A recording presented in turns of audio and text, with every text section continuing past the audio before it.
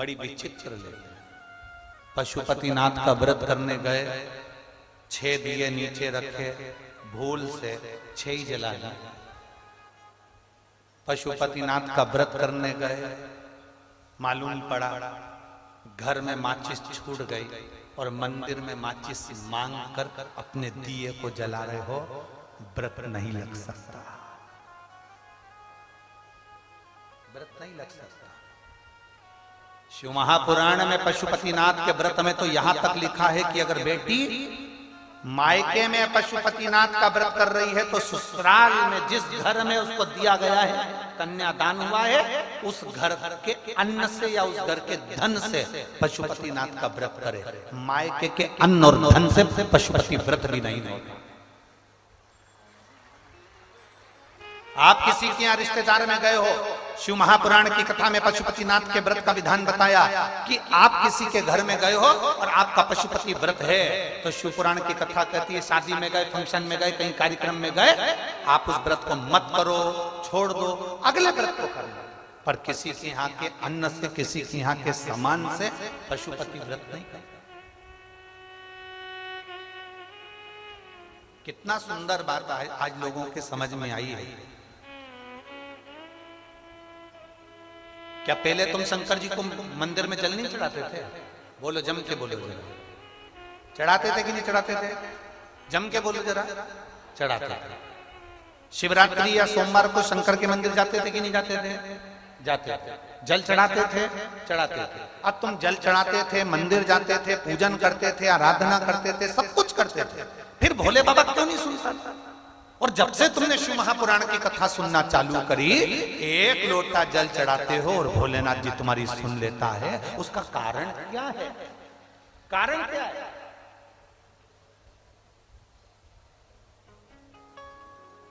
क्या कारण है कि भोलेनाथ जी तुम्हारे 1 लोटे जल से प्रसन्न होने लगे? क्या कारण है कि शंकर भगवान तुम्हारे 1 लोटे जल से प्रसन्न होकर तुम्हें वर देने लगे? क्या कारण है कि शंकर भगवान पे चढ़ी हुई बेलपत्र खाने से औषधि होने लगी? उसका कारण क्या? कारण केवल एक है। अभी तक तुम जो जल चढ़ाते थे, मंदिर का लोटा उठाकर मंदिर का ही पानी भरकर शंकर जी को चढ़ा देते थे। अब अपना लोटा, अपना पानी अपने घर से लेकर जाते हो, अपना समर्पित करते हो, तो बाबा भी तुमको खूब प्रदान अपना।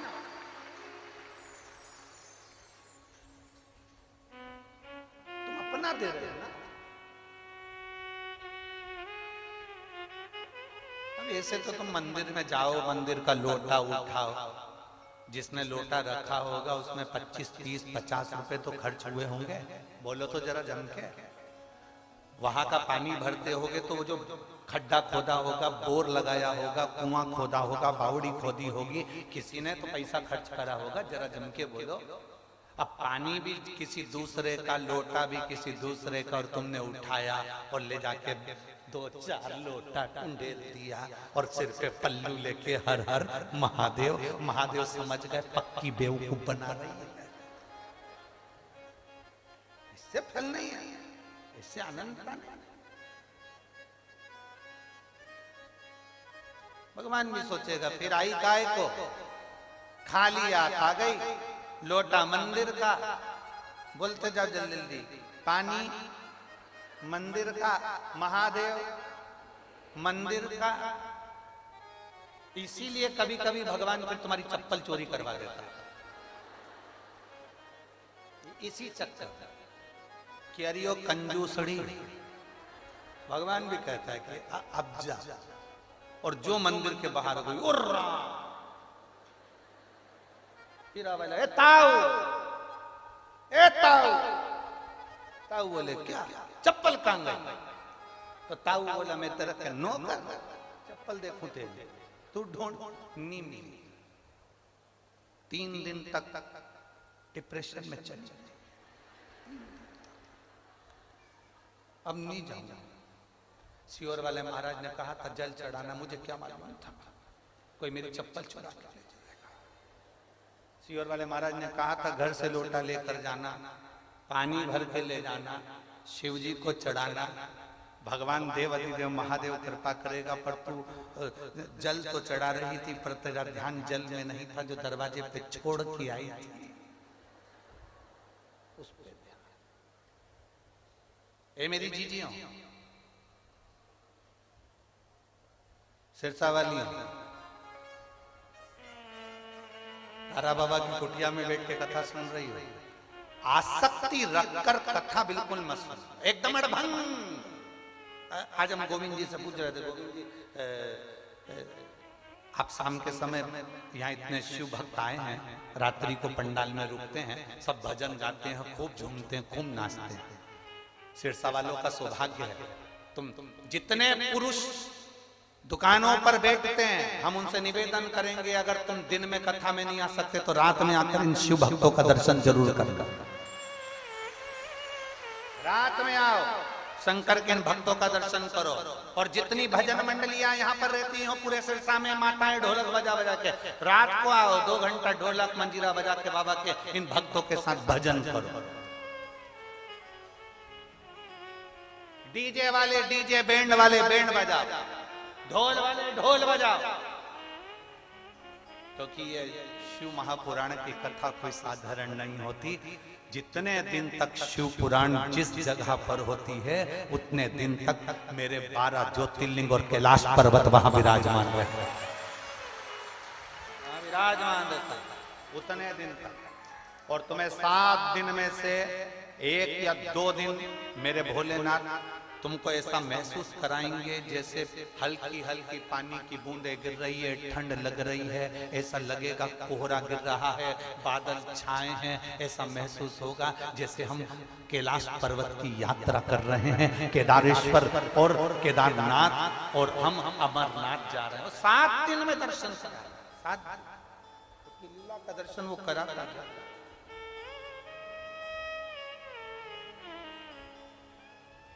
पूरे 7 दिन में 1 दिन वो अपनी लीला का दर्शन जरूर करा था। वो उसने अपनी भक्ति देना सीखी है और प्रदान करता है,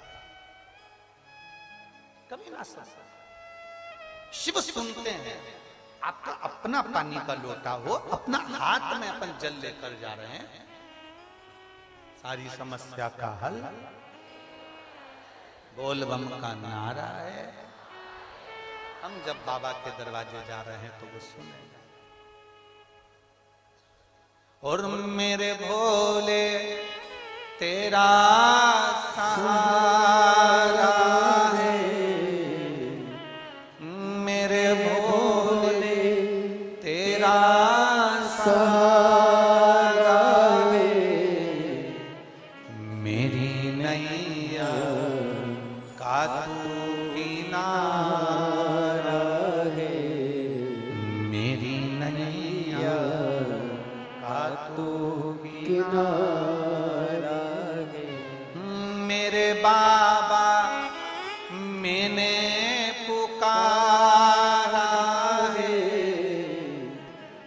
मेरे बाबा मैंने पुकारा है, मेरी नैया का तू किनारा है, मेरी नैया का तू किनारा। उसको पुकार, वो आए। जब हम उसको पुकारते हैं हमारे करीब में वो आता है, जब हम उसको बुलाते हैं हमारे नजदीक में वो पहुंचता है। पुकार, पशुपति व्रत करो, मना नहीं, दूसरे के धन से नहीं, दूसरे के वैभव से नहीं। और एक बात आज हम यहां से जरूर कहें, सीहोर कुबेरेश्वर धाम भी अगर तुम आओ ना तो यहां बैठकर पहले बाबा से विनती करना, बाबा मुझे 7 मार्च से 13 मार्च कुबेरेश्वर धाम जाना है, पर तू मुझे इन 15 दिन में 10 दिन में मेरी व्यवस्था तुझे करना पड़ेगी, मेरी झोली भर दे, मैं पहुंच जाऊंगी। पहले विनय करो, प्रार्थना करो, बोलो, तब सुने, तब